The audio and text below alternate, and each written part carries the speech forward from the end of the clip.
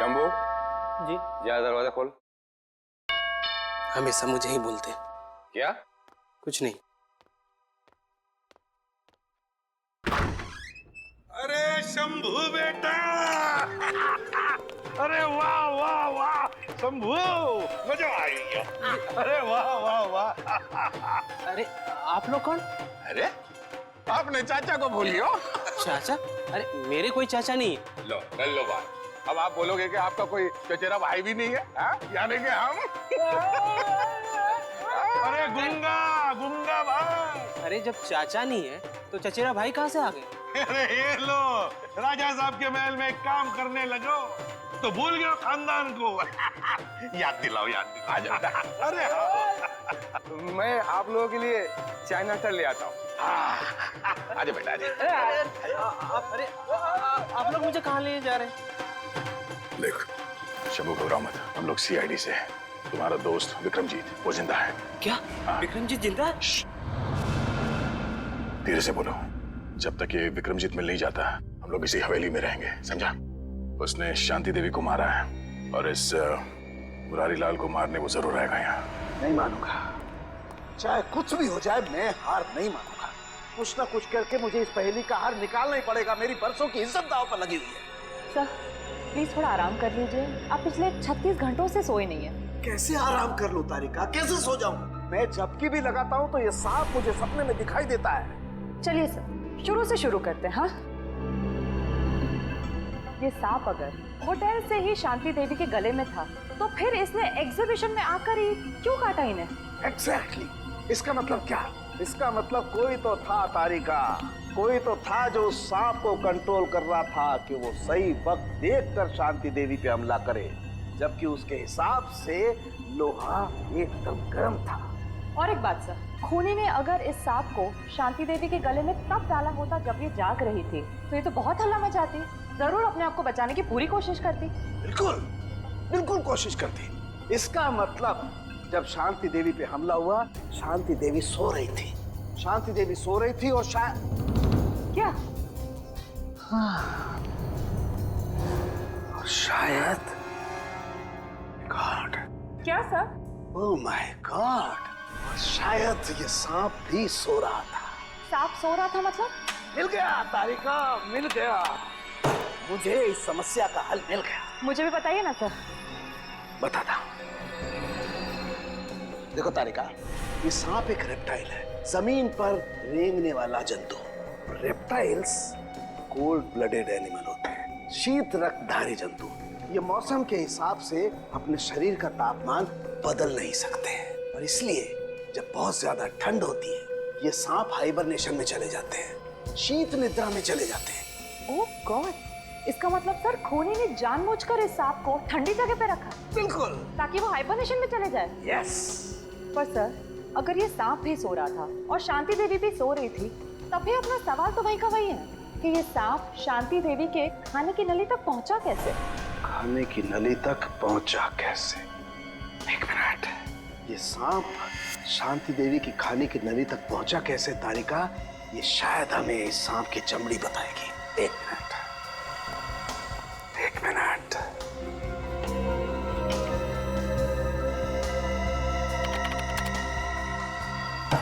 Yes, ये देखो तारिका, ये क्या है? Poppy seed oil. और ये पॉपी सीड ऑयल ये सांप की चमड़ी पर लगा हुआ है। लेकिन सर सांप तो ऐसा कोई तेल अपने शरीर से निकालते नहीं है ना? Exactly right. तो इसका मतलब क्या? इसका मतलब ये कि ये पॉपी सीड ऑयल नेचुरल तरीके से, प्राकृतिक रूप से इस सांप की चमड़ी पर नहीं आया है तारिका। किसी ने जानबूझकर ये पॉपी सीड ऑयल इस सांप की चमड़ी पर लगाया है तारिका, ताकि ये सांप एकदम स्मूथ हो जाए और आराम से शांति देवी के फूड पाइप में जाकर के बस जाए। और जब ये सांप शांति देवी के फूड पाइप में जाके बस गया तो इनके खाने की नली की गर्मी की वजह से ये सांप जाग गया और जाग कर इसने शांति देवी के फूड पाइप के अंदरूनी हिस्से में डस लिया, जिसकी वजह से शांति देवी की मौत हो गई। और क्योंकि शरीर के अंदर इस सांप को भी ऑक्सीजन नहीं मिला होगा, ये भी मर गया। एग्जैक्टली। लेकिन सर वो विक्रमजीत का क्या, जो इस सब के पीछे है? वो तो अब तक गायब है। मिलेगा तारिका, वो विक्रमजीत भी हमें मिलेगा। कैसे? ये पॉपी सीड ऑयल जो हमें सांप की चमड़ी पर मिला है, तारिका ये पॉपी सीड ऑयल ही हमें उस विक्रमजीत तक लेके जाएगा।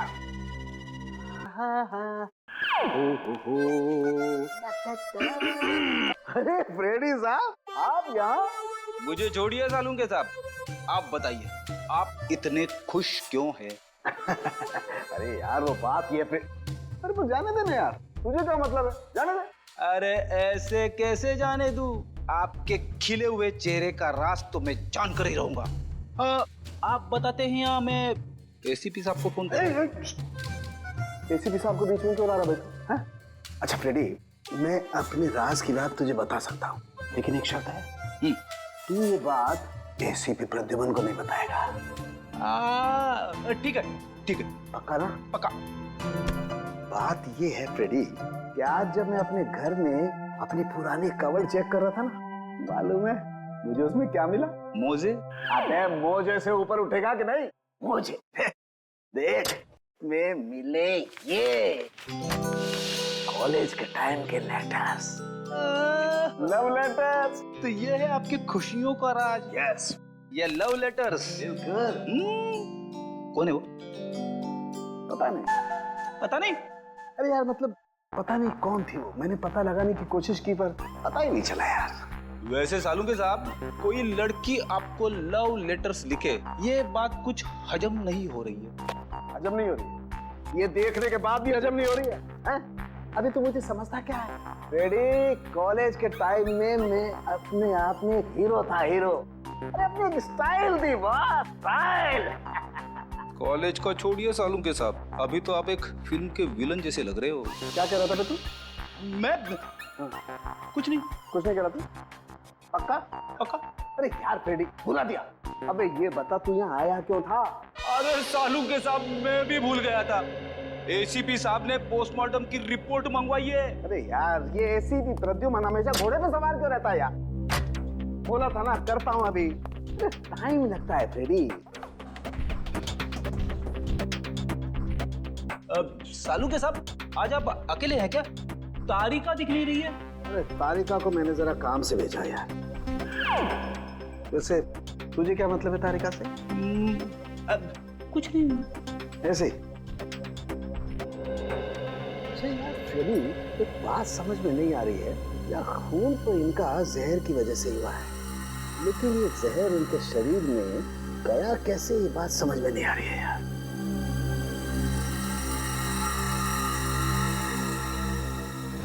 माय गॉड, ये क्या है?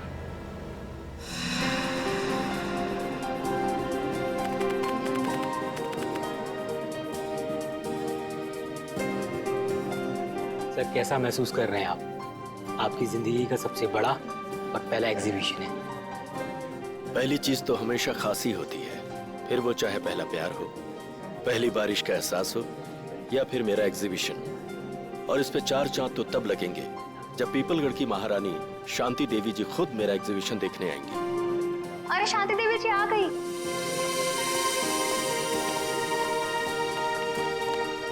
शांति देवी जी, नमस्ते। मैं आपका बहुत आभारी हूँ जो आपने इस छोटे कलाकार के लिए अपना कीमती वक्त निकाला। कलाकार कभी छोटा नहीं होता मुकेश जी, और वैसे भी हमें कलाओं से हमेशा से ही लगाव है। आपकी एग्जीबिशन देखते हैं? जी जरूर, आइए। शांति देवी हाय हाय, शांति देवी हाय हाय, शांति देवी हाय हाय। हमारे खिलाफ नारे लगा रहे कि किसकी हिम्मत? वीरेंद्र जाओ उन्हें मार दो। महारानी जी कैसी बातें कर रही हैं आप? हमारे देश में लोकतंत्र है, डेमोक्रेसी। ऐसे कोई कैसे किसी पर गोलियां चलवा सकता है? हम जानते हैं, इसीलिए अब हम यहाँ एक पल भी नहीं रुकेंगे।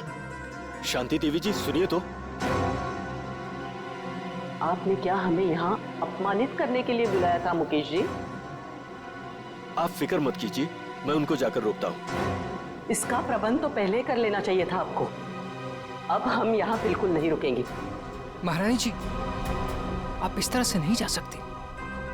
याद है ना आपको, हमने मीडिया से वादा किया, आज आपकी प्रेस कॉन्फ्रेंस है। प्रेस कॉन्फ्रेंस कैंसिल कर दो।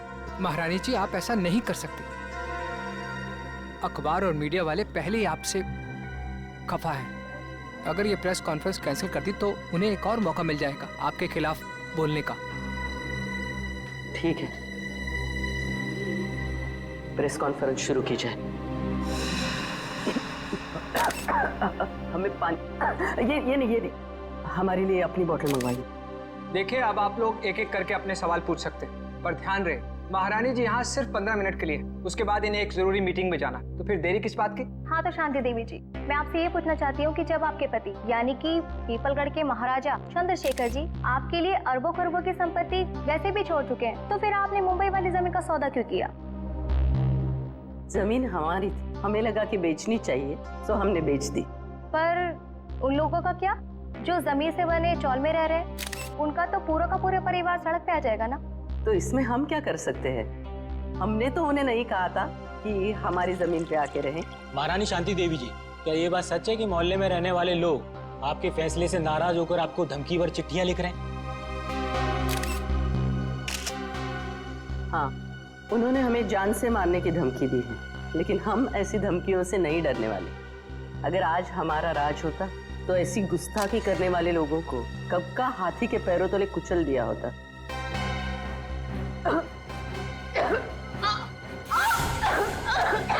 अरे महारानी जी की तबीयत खराब हो रही है, जल्दी जल्दी, हेलो एम्बुलेंस, जल्दी जल्दी, बुलाओ सिटी हॉल, जल्दी।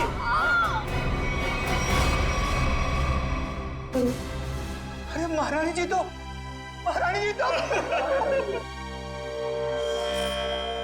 पूरा शरीर नीला पड़ गया है, मौत तो जहर से ही हुई है। मगर सर, इतनी भीड़ भाड़ वाली जगह में कोई जहर दे कैसे सकता है इन्हें?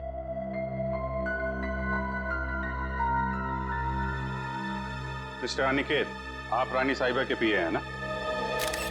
जी सर। रानी साहिबा ने यहाँ आने से पहले कुछ खाया पिया था क्या? जी सर, महारानी जी ने सुबह हमेशा की तरह बाल्मी होटल में जूस पिया और हल्का सा नाश्ता किया, उसके बाद यहाँ आकर ये पानी पिया जो इन्होंने दिया था। नहीं साहब, मैंने कुछ नहीं किया, इसमें मिनरल वाटर था, मैं भला क्या कर सकता हूँ साहब? वो तो पता चल जाएगा।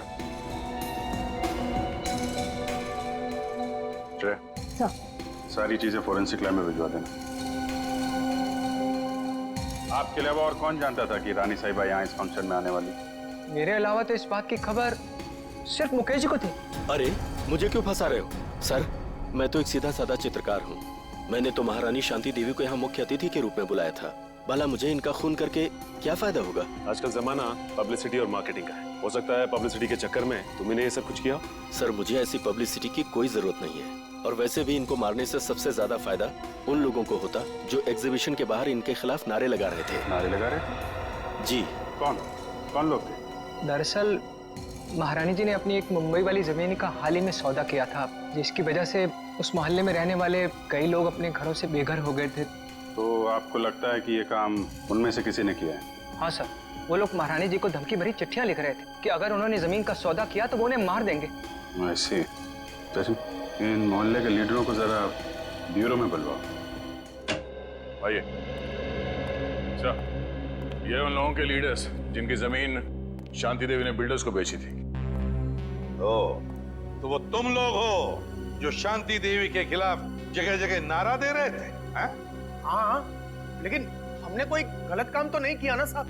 भले ही वो होगी किसी पीपलगढ़ की महारानी, मगर सैकड़ों गरीबों को बेघर करने का उन्हें कोई हक नहीं है। तो तुम लोगों ने धमकी भरी चिट्ठी लिखोगे? उनकी जान ले लोगे? नहीं, हमने कोई धमकी भरी चिट्ठी नहीं लिखी, ना ही हमने किसी की जान लेने की कोशिश की। ये हमारे आंदोलन को बंद कराने की साजिश है। चुप! शांति देवी को चिट्ठी तुम में से किसी ने लिखी है, समझे? पता है हमें। रेडी? तो कागज और पेन दे दो।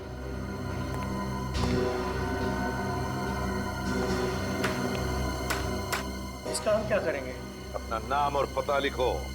साहब, मैं तो अपना नाम भूल गया साहब। क्या?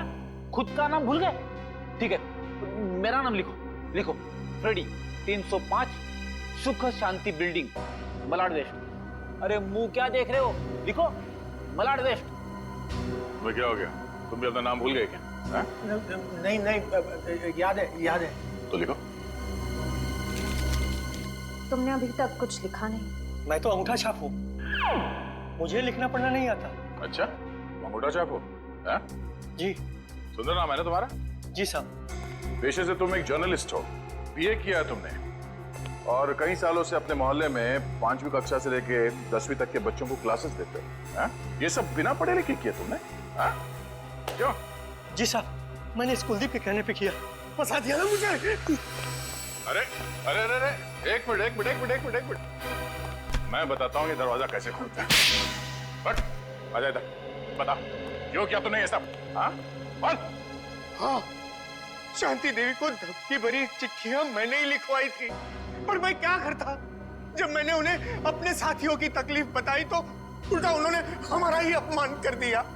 कहने लगी कि चाल में रहने वालों से तो कीड़े मकोड़े अच्छे। ये सुनकर मेरा खून खौलने लगा, उबलने लगा मेरा खून। और खून इतना उबला कि तुमने खून ही कर दिया शांति देवी का, है?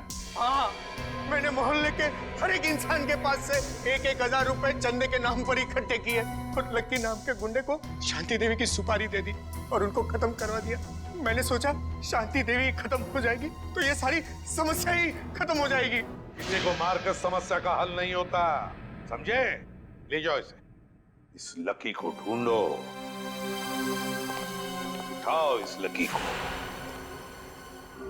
रेडी? ये देख।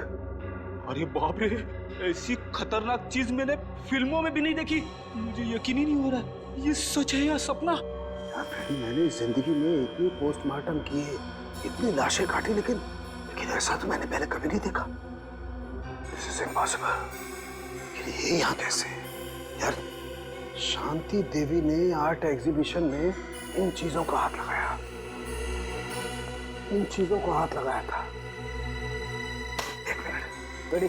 जरा वो कैन देना। ये वाला। हाँ हाँ ये।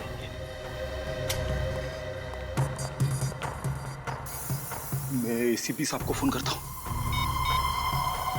एसीपी साहब, जल्दी से फॉरेंसिक लैब में आइए, बहुत बड़ी गड़बड़ हो गई है। कमाल है, इसमें से तो किसी भी चीज का रंग नीला नहीं पड़ा। तो फिर ये इनके गले में आया कैसे?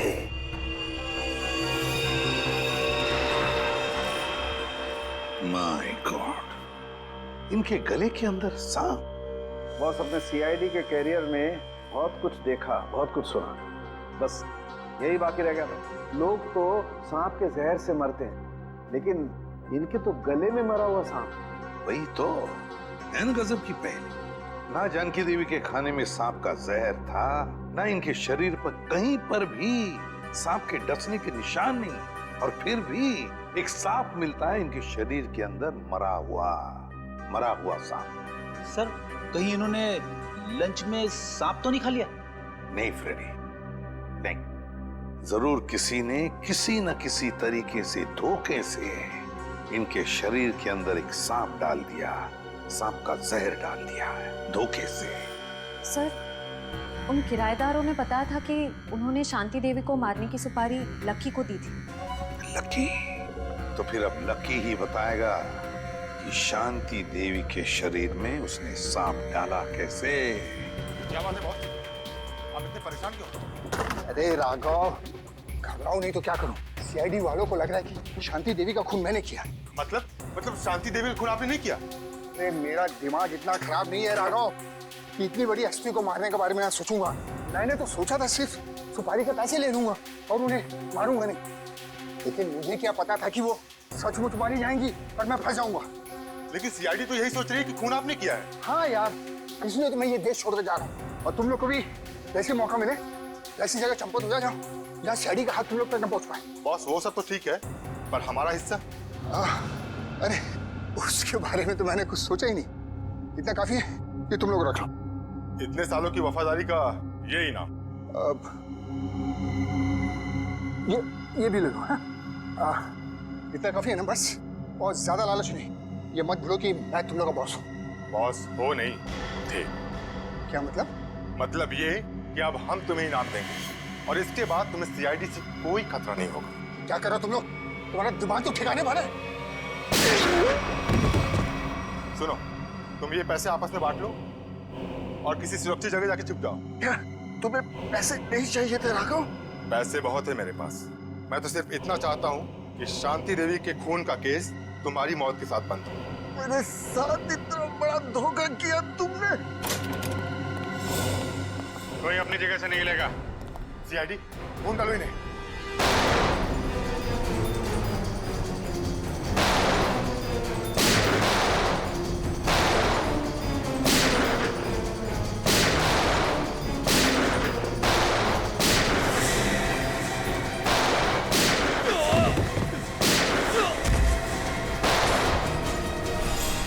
निखिल पकड़ो इसको।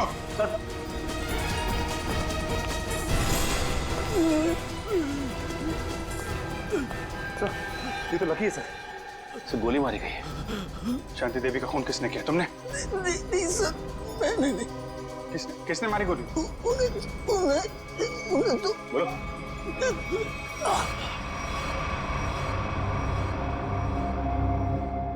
ये तो मर गया। सर लगता है शांति देवी जी के खूनी ने इसका भी खून कर दिया ताकि हमें कुछ बता ना सके। भाग गया वो। सर काफी कोशिश की लेकिन हाथ से निकल गया सर।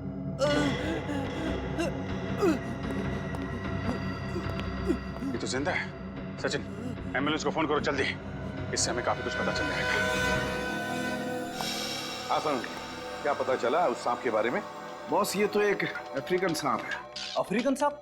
हाँ फ्रेडी सर, ये देखिए, इस सांप का नाम है अफ्रीकन ट्रोगा और ये दुनिया का तीसरा सबसे जहरीला सांप माना जाता है। क्या इतना जहरीला सांप? क्या ये सांप हमारे देश में भी पाया जाता है?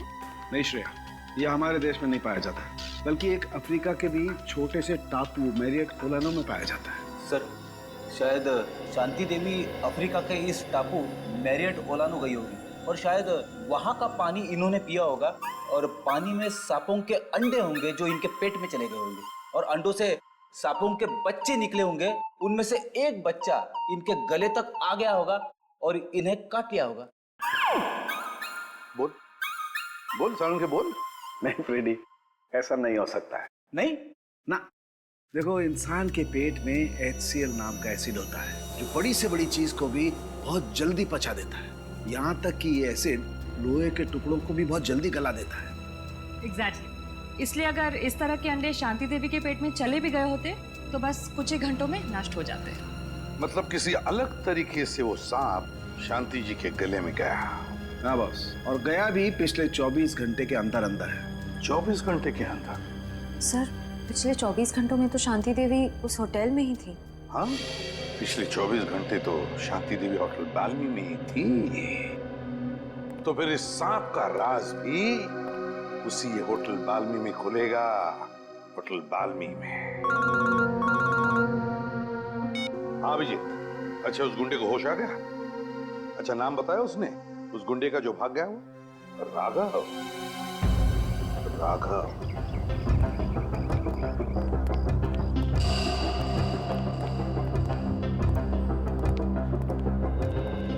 जी कहिए सर। सीआईडी कुछ गड़बड़ हुई है क्या सर? शांति देवी आपके होटल में ही ठहरी थी ना? जी हाँ सर, शांति देवी इसी होटल में ठहरी थी। बहुत बुरा हुआ उनके साथ। जी हाँ, बहुत बुरा हुआ और हमें शक है कि शांति देवी के खून में आपके होटल में से किसी एक का हाथ है। निखिल, सारे स्टाफ को इकट्ठा करो। सर देखिए सर, गलतफहमी हुई आपको। हमने साथों में बोला जो हम में से किसी का हाथ नहीं है इसमें। पता नहीं आप लोग ऐसे क्यों कह रहे हैं। पिछले 24 घंटे से वो आपके होटल में थी। यहाँ से सीधे आर्ट एग्जीबिशन में गई और वहाँ पे उनकी मौत हो गई, है कि नहीं? जी हाँ सर, वो यहीं पे थी। इसका मतलब तो साफ है कि उनके पेट में जो सांप मिला हमें वो आपके होटल से ही आया है। अरे नहीं सर, हमारे यहाँ तो चूहा और कॉकरोच तक नहीं है, तो ये सांप कहाँ से आएगा? सांप कहाँ से आया और कैसे आया ये तो हम पता लगा ही लेंगे। आप लोग किसी को किसी पे शक है? कौन कर सकता है शांति देवी का खून? साहब मुझे तो लगता है केतन जी का हाथ है इस खून में। रमन ये क्या कह रहे हो तुम? अरे मैंने तुम्हारी पेमेंट नहीं बढ़ाई तो इसका मतलब ये कि तुम मुझे सीआईडी के केस में फंसा दोगे? पेमेंट की बात नहीं है साहब, मगर आपने शांति जी के लिए नया लॉन्ड्री वाला क्यों रखा? अरे मैं क्यों रखूंगा? मैंने किसी लॉन्ड्री वाले को नहीं रखा। एक मिनट, कोई नया लॉन्ड्री वाला आया था यहाँ पे? हाँ साहब, कल रात 9:30 बजे मैंने उसे शांति जी के कमरे में जाते हुए देखा था। जरा देखो, वो आदमी ये तो नहीं था? नहीं साहब, ये वो नहीं है जिसे मैंने शांति जी के कमरे में जाते हुए देखा था। इसे मैंने पार्किंग लॉट में देखा था। पार्किंग? मतलब राघव के साथ कोई और भी मिला है शांति देवी के खून में? उस आदमी ने लॉन्ड्री वाले के कॉस्ट्यूम पहन रखी थी। हाँ साहब। अपना लॉन्ड्री रूम दिखाइए। Please sir. ये रहा हमारा लॉन्ड्री रूम। ये पार्थो है, पिछले 5 सालों से हमारे इस होटल में काम कर रहे हैं। पार्थो ये सीआईडी वाले। सीआईडी? पार्थो, शांति देवी का खून हो गया मालूम है ना तुम्हें? साहब उस खून में मेरा कोई हाथ नहीं है साहब। अरे भाई वो सब हमें पता है कि तुमने खून नहीं किया। ये बताओ कि किसी नए लॉन्ड्री वाले को देखा क्या होटल में तुमने? हाँ साहब, एक आया था पर आज वो काम पर नहीं आया। शायद आप ही ने तो उसे काम पर रखा था साहब। पार्थो ये कैसी बात कर रहे हो? इससे पहले मैंने किसी भी नए आदमी को अगर यहाँ पे रखा है तो सबसे पहले तुम लोगों से मिलवाया है। ना मैंने मिलवाया है और ना ही सर मैंने किसी को रखा है यहाँ पे। वो आदमी दिखता कैसा था? साहब आदमी तो बहुत लंबा चौड़ा था पर उतना ही आलसी। रानी साहिबा के अलावा किसी भी कमरे की चादर बदली नहीं किया साहब उसने। अच्छा, तो आपने उससे पूछा नहीं कि वो बाकी कमरों की चादरें क्यों नहीं बदल रहा है? अब पूछा था साहब, अंग्रेजी में बोल रहा था और अंग्रेजी हमें आती नहीं।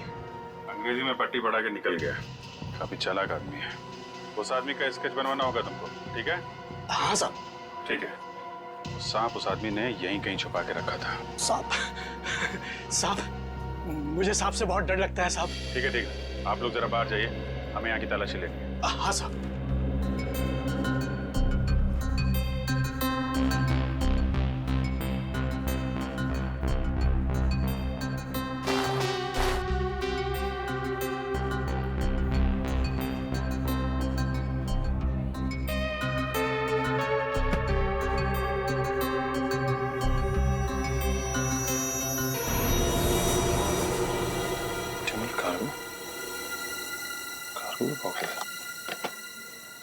सर बॉक्स में है सर। ऑप्टिमल कार्गो क्या लाया गया इसमें? और तो ये इस डिब्बे के बारे में जानते हो? नहीं साहब। आप जानते हैं इस डिब्बे को? नहीं सर, इस बॉक्स को इससे पहले मैंने कभी नहीं देखा। स्प्रे निकालना सचिन।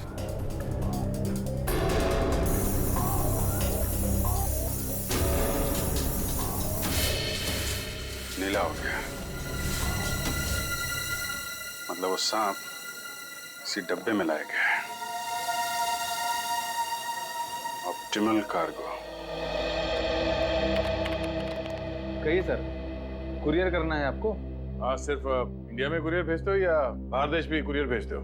अरे सर, हर जगह, लंदन, पेरिस, चीन, जापान, यूके, यूएसए, जहाँ भी, दुनिया के हर कोने में आपका पार्सल पहुंच जाएगा। अरे वाह! और क्या क्या भेजती है आप कुरियर में?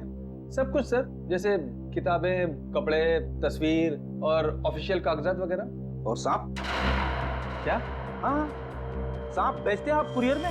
ये क्या कह रहे हैं आप? सांप भला कोई कुरियर में भेजता है क्या? अब ये तो आप ही बताओगे। हाँ? आपके कुरियर कंपनी के इस बॉक्स में सांप भेजे गए थे। ये कैसी बात कर रहे हैं आप? अच्छा, इस बॉक्स पे जो ये लेबल लिखा है उसे पता कर सकते हैं कि ये पार्सल किसने भेजा था? ए मिस्टर, तुम होते कौन हो मुझे ऑर्डर देने वाले? हैं? सीआईडी सर, मैं आपको यकीन दिलाता हूँ कि डिब्बा तो हमारा है, लेकिन वो सांप को कुरियर हमने नहीं किया है। सर, मुझे तो कुछ गड़बड़ लग रही है। क्यों?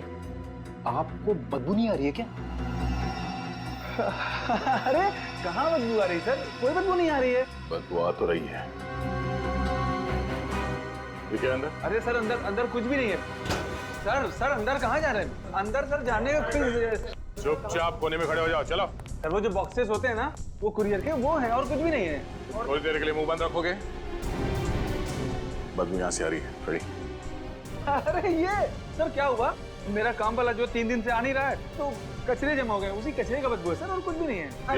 ठीक है, हम तुम्हारा कचरा साफ कर देते हैं। रेडी? जरा ये हटाओ। सर ये कुछ भी नहीं सर। सर सुनिए सर सुनिए। रेडी? कुरियर कंपनी के आड़ में जानवरों की तस्करी करते हो तुम लोग? हाँ? अबे कहाँ भागोगे? हाँ? चल आज मैं तेरा कुरियर भेज देता हूँ सीधे जेल में। सर मुझे माफ कर दीजिए, मुझे बहुत बड़ी गलती हो गई। मैं आइंदा से जानवरों की तस्करी का ख्याल भी अपने दिमाग में नहीं लाऊंगा सर। चुप! इतने सारे विदेशी जानवर मिले तुम्हारे गोदाम में, हाँ? कब से तस्करी कर रहे हो ये? पिछले 5 साल से। पिछले 5 साल से? और अफ्रीकन सांप, अफ्रीकन ट्रोबा, वो कहां से लाया तुमने? किसके कहने पर मंगवाया वो? बताओ। देख, ये सिर्फ जानवरों की तस्करी का मामला नहीं है, एक आदमी का खून भी हुआ है, समझा? तेरे मुंह पे लगा हुआ ये ताला तुझे सीधे फांसी के फंदे तक ले जाएगा। बोल, जल्दी बोल। राघव ने मुझे इसके लिए 5 लाख रुपए दिए थे और अफ्रीका से ट्रोमा सांप मंगवाया था, लेकिन मुझे पता नहीं था कि वो इनका इस्तेमाल किसी की जान लेने के लिए करेगा। अच्छा, तो तुझे क्या लगा इतना खतरनाक जहरीला सांप वो जुर्म करने के लिए नहीं तो क्या अपने घर पे पालने के लिए मंगाएगा? हाँ? सर मुझे माफ कर दीजिए, उसे बहुत बड़ी भूल हो गई। कितने सांप मंगवाए थे? सर दो सांप मंगाए थे। 2? बस सर, हमें शांति देवी के गले में से सिर्फ एक ही सांप मिला था। हाँ, ये बात तो है, एक ही सांप मिला था, एक ही सांप। और ये कीमती हार, ये कहां से आया तुम्हारे पास? हैं? सर ये हार राघव ने मुझे दिया था मेरे काम से खुश होकर, और कहा था कि ये पीपलगढ़ के राजघराने का हार है सर। पीपलगढ़ के राजघराने का हार? राघव के पास ये हार कहां से आया? वही तो दया, कुछ न कुछ तो गड़बड़ जरूर है, कुछ न कुछ तो गड़बड़ जरूर है, जरूर कोई न कोई तो है उस राजघराने से संबंधित जिसने शांति देवी का खून किया है। हाँ सर, और एक बहुत बड़ी पहेली है जो मेरी समझ में नहीं आ रही सर। इस शांति देवी को मारने के लिए कोई अफ्रीका से सांप क्यों मंगवाएगा? इंडिया से कोई जहरीला सांप उठा लेता या फिर ऐसे ही मार देता? सर, उस पहेली का जवाब इस पेपर में। पेपर में? हाँ सर, इस पेपर में लिखा है कि 20 साल पहले पीपलगढ़ के राजा की मौत अफ्रीका में हुई थी, इस ट्रोबा सांप के डसने की वजह से। हाँ सर, अखबार में लिखा है कि सांप राजा के खाने के थाली में छुपा के रखा गया था, और जैसे ही राजा खाना खाने लगे सांप ने उन्हें डस लिया। हाँ सर, पीपलगढ़ के गांव वालों का कहना है कि राजा की मौत में उनकी पत्नी रानी शांति देवी का हाथ था। राजा की मौत में रानी शांति देवी का हाथ था? तो फिर दया, अब 20 साल बाद कोई ना कोई तो है जो राजा की मौत का बदला लेना चाहता है, उसी सांप के डसवाने से जिस तरह से राजा की मौत हुई थी। पीपलगढ़।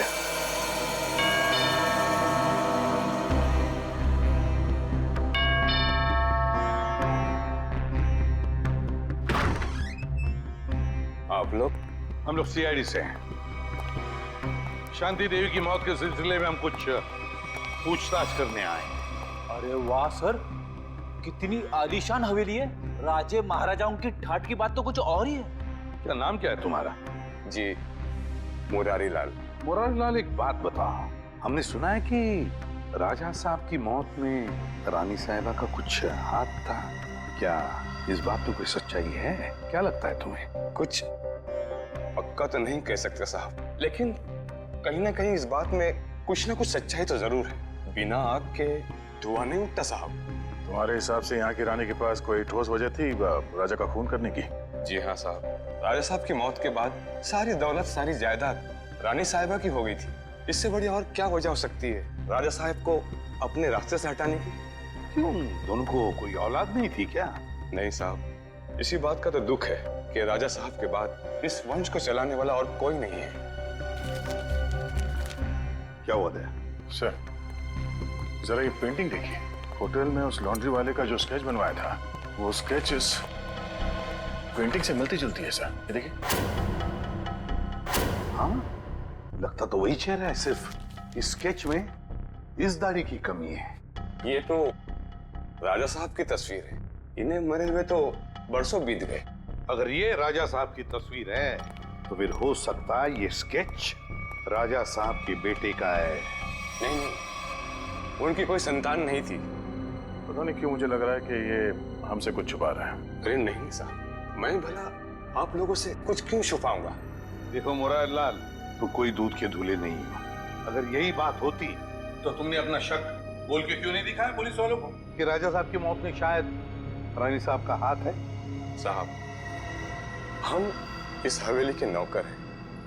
नमक खाया हमने, जान दे देते, पर उन पर कोई आंच नहीं आने देते। तुम नमक का हक अदा करने की कोशिश तो नहीं कर रहे हो अपने राजा के बेटे को बचाने की? मैंने कहा ना, उनका कोई बेटा नहीं है। जरा महल देख लो, मैं आता हूँ अभी। हाँ सर।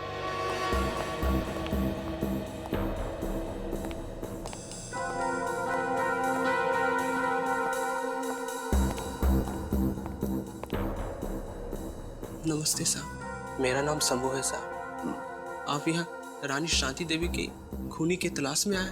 हाँ, तुम जानते हो शांति देवी का खून किसने किया है? नहीं साहब, इतना तो मुझे नहीं मालूम, लेकिन इतना जरूर मालूम है साहब कि मुरारी आपसे झूठ बोल रहा है साहब। मुरारी झूठ बोल रहा है? कैसा झूठ? यही कि राजा साहब की कोई संतान नहीं है, उनका एक बेटा है विक्रमजीत, उनकी पहली पत्नी विजया देवी से। विक्रमजीत पहली पत्नी विजया देवी से? तो राजा साहब ने शांति देवी के साथ कब शादी की? उनकी पहली पत्नी विजया देवी की मौत के बाद विक्रमजीत दूसरी शादी शांति देवी से कर ली साहब। अच्छा शंभू, ये विक्रमजीत है कहाँ पर? हो सकता है विक्रमजीत ने खून किया हो शांति देवी का, है ना? नहीं साहब, विक्रमजीत तो पहले ही मर चुके हैं साहब। हाँ साहब, हम दोनों एक उम्र के थे साहब, बचपन में साथ खेला करते थे साहब। जब अफ्रीका से राजा साहब की मौत की सूचना आई, उसके कुछ दिन बाद मुरारी विक्रमजीत को नदी किनारे ले गए शांति देवी के कहने पर। और मुरारी ने विक्रमजीत को मार डाला है? जी साहब, उसने कहानी बना दी कि विक्रमजीत खेलते खेलते नदी में डूब गया। अच्छा, तो विक्रमजीत की लाश नहीं मिली? नहीं साहब, लाश तो नहीं मिली, जरूर मुरारी ने लाश को ठिकाना लगा दिया होगा साहब। मुरारी उनका खास आदमी था साहब, उनकी हर बात मानता था साहब। अच्छा, विक्रमजीत, मुरारी लाल, शांति देवी का खास आदमी मुरारी लाल। सर, हम ऐसे वीरान होटल में क्यों रुके हैं? मैं तो कहता हूँ इस मुरारी के बच्चे को पकड़ते और वापस चलते मुंबई। और शांति देवी के खूनी का क्या? उसकी छानबीन किए बगैर वापस चले जाएंगे? तुम्हें वापस जाना है? अरे नहीं सर। सर, मुझे लगता है कि शांति देवी को मारने वाला राजा का बेटा विक्रमजीत ही है। इस मुरारी लाल ने उसे पानी में डुबो के मारने की कोशिश की होगी, पर हो सकता है वो किसी तरह से बच गया। हाँ दया, मुझे भी यही लगता है कि विक्रमजीत अभी भी जिंदा है और उसी ने शांति देवी का खून भी किया है। इस विक्रमजीत को तो हम लेकर ही जाएंगे। मगर सर, अगर विक्रमजीत वापस गांव में आया तो गांव वाले उसे पहचान लेंगे। मुझे नहीं लगता वो वापस आएगा। विक्रमजीत ने शांति देवी का खून करके अपने पिता की मौत का बदला तो ले ही लिया। बचा है मुरारी लाल। अब मुरारी लाल से हिसाब पूरा करने के लिए विक्रमजीत जरूर वापस आएगा। हम उसका इंतजार करेंगे।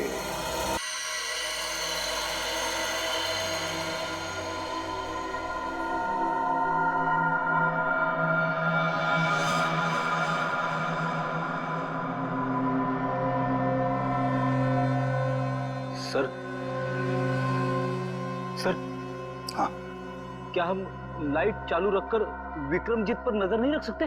क्यों फ्रेडी, अंधेरे से डर लग रहा है क्या? अरे बिल्कुल नहीं सर, मैं तो विक्रमजीत को पकड़ने के लिए बड़ा बेताब हो रहा हूँ। ये तो बर्तन गिरने की आवाज है। लगता है वो आ गया था। सर, आवाज किचन की तरफ से आ रही है।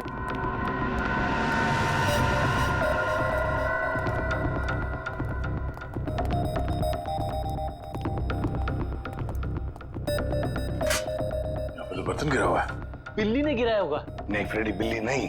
ये देखो, मुरारी का बिस्तरा खाली है। अरे, कहीं मुरारी को कुछ कर तो नहीं दिया उसने?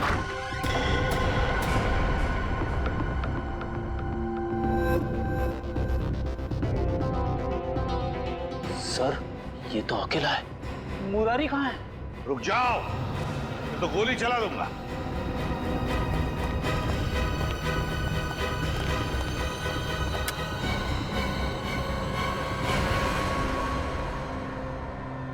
मुरारी लाल कहाँ जाने की तैयारी थी? हवेली छोड़ के जा रहा हूँ साहब, हमेशा के लिए। क्यों, डर तो नहीं लग रहा था कि विक्रमजीत तुम्हें मार न दे? तो विक्रमजीत के बारे में आप लोगों को पता चल ही गया। हाँ, सीआईडी वालों से सच कभी छुपता नहीं, समझे? सीआईडी वाले? मतलब आप शंभू के रिश्तेदार वाले नहीं हो, सीआईडी वाले हो? हाँ, सीआईडी वाले। क्यों, कहाँ है विक्रमजीत कहाँ है? आप लोगों को सच तो मालूम पड़ गया, लेकिन आधा अधूरा। मैंने राजकुमार विक्रमजीत को नहीं मारा, बल्कि उसकी जिंदगी बचाई। मैंने पाल पोस के उसको बड़ा किया, उसे रानी शांति देवी की नजरों से बहुत दूर रखा, ताकि रानी शांति देवी को यह पता ना चले कि राजकुमार जिंदा है। अगर उसे ये पता चल जाता तो उसे मारने में कोई कसर नहीं छोड़ती।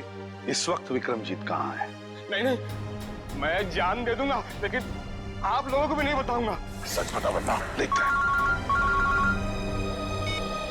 आसाड़ के बता जल्दी। यार ये तो हमें भी पता है कि विक्रमजीत ने खून किया है, कुछ नई बात बता। Poppy seed oil. Oh, poppy seed oil. Good work Salunkhe, कभी कभी अच्छा काम करता है तो थैंक यू। अब हम पहुंच जाएंगे विक्रमजीत के पास। मैं जानता हूँ सीआईडी तुम्हारे पीछे। पर बॉस, आपको कैसे पता चला? ये लो, इसमें 5 लाख रुपए हैं और तुम्हारा नकली पासपोर्ट। आज शाम को 6 बजे की फ्लाइट है, लंदन निकल जाओ। शुक्रिया बॉस। अरे पैसे तो गिन लो। क्या बॉस, आप भी?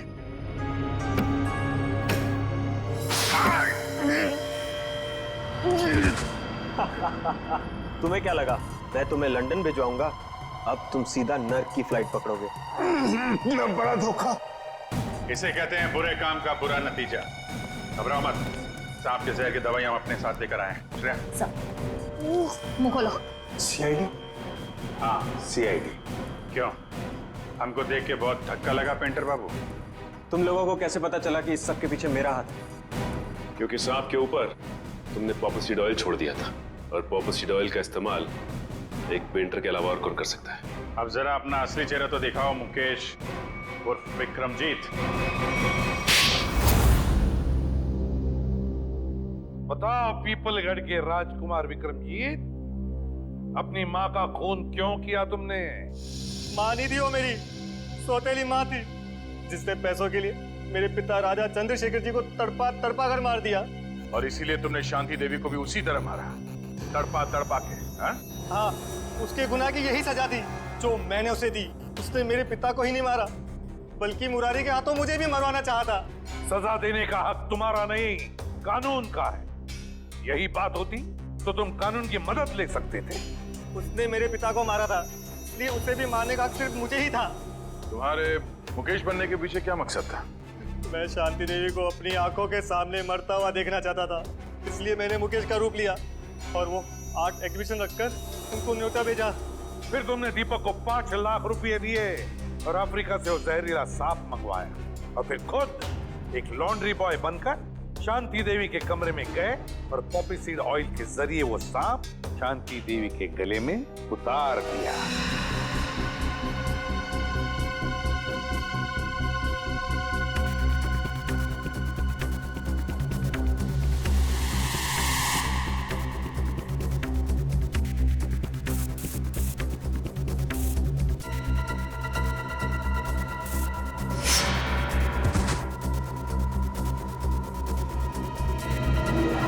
बचपन से मालूम था कि शांति देवी ने तुम्हारे पिता को मारा है, हा? तो फिर तुमने इतने सालों तक इंतजार क्यों किया और यही समय क्यों चुना शांति देवी का खून करने के लिए? क्योंकि मुझे सही समय का इंतजार था। सही समय का इंतजार, और तुम्हारा सही समय आ गया जब शांति देवी ने अपनी मुंबई की प्रॉपर्टी 300 करोड़ में बेच दी। विक्रमजीत, तुम्हें बदला नहीं चाहिए था, तुम्हें चाहिए था 300 करोड़ और वो सारी जायदाद, है ना? 300 करोड़ बहुत बड़ी रकम होती है, पर आपको ये कैसे पता चला? इस फाइल के जरिए। ये फाइल जो हमें तुम्हारे घर से मिली, इसमें है वो डीएनए रिपोर्ट, तुम्हारा डीएनए रिपोर्ट। विक्रमजीत, तुम जानते थे कि अगर इस जायदाद को कोई वारिस नहीं तो सारी जायदाद, सारा पैसा ट्रस्ट में जाएगा, और इसलिए तुमने प्लान बनाया और अपना डीएनए रिपोर्ट तैयार किया, ये साबित करने के लिए कि तुम ही इस जायदाद के असली वारिस हो। पर अफसोस, वो 300 करोड़ की लालच, वो जायदाद की लालच तुम्हें राजगद्दी पर नहीं, फांसी के फंदे पर ले जाएगी। फांसी के फंदे पर।